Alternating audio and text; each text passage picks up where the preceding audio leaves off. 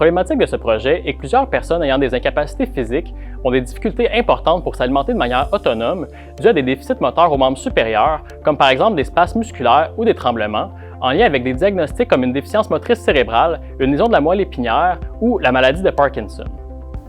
Suite à des rencontres avec des ergothérapeutes et une revue des solutions existantes, on s'est rendu compte que les solutions actuelles ne répondaient pas bien aux besoins ou étaient trop coûteuses. On a donc monté un projet collaboratif entre des intervenants en ingénierie et en réadaptation pour développer un prototype qui pourrait aider les gens à s'alimenter de manière autonome.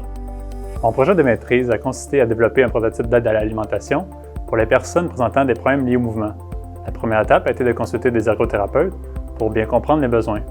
Ensuite, on a développé différents mécanismes avec des dessins 3D, des montages rudimentaires et de l'impression 3D pour pouvoir les comparer. Ceci nous a permis de rapidement cibler les systèmes les plus prometteurs pour ensuite les développer davantage.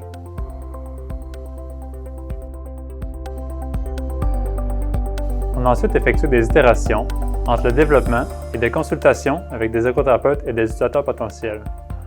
Au final, on a obtenu un premier prototype. Le mécanisme permet de toujours garder la cuillère droite, de se tenir lui-même en équilibre et d'amortir les mouvements involontaires grâce à des amortisseurs. On a ensuite réalisé des premiers essais avec des adolescents.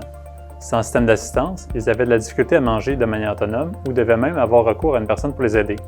Les difficultés étaient en lien avec la capacité de tenir la cuillère droite ou bien en lien avec la coordination des mouvements.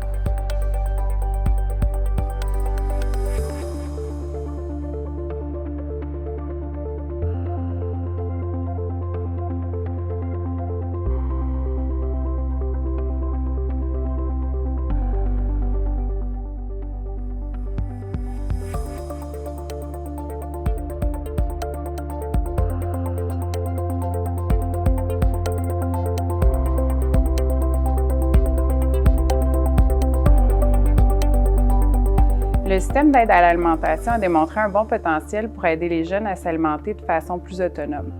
Par exemple, ils arrivaient à manger à un meilleur rythme, puis à échapper moins d'aliments de leur cuillère. Donc, les premiers essais sont encourageants, puis nous permettent de cibler des modifications qu'on pourrait apporter au système pour en améliorer l'ergonomie. On a aussi commencé à travailler sur une version mécatronique qui, elle, utilise des capteurs et des actionneurs pour détecter les mouvements involontaires et ajuster l'assistance en temps réel. Dans un contexte où les caractéristiques des personnes qui vivent avec des incapacités physiques sont très complexes et variées, et où plusieurs détails sont très importants, cette collaboration interdisciplinaire a été essentielle pour exploiter les connaissances en ingénierie, en réadaptation, ainsi que l'expérience terrain. La suite du projet va être de continuer d'améliorer le prototype pour ensuite converger vers une solution commercialisable pour que le système que l'on développe puisse être disponible pour ceux qui en ont besoin.